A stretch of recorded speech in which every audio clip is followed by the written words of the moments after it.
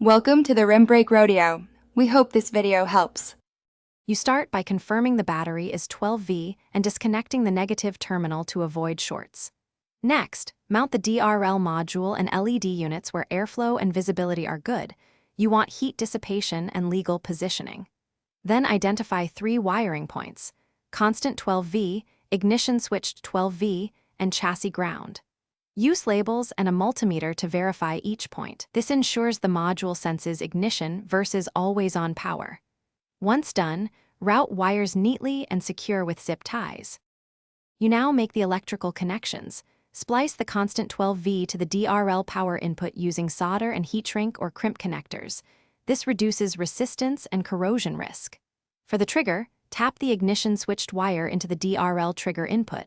If LEDs draw high current, install a relay so the switch controls relay coil and not full load.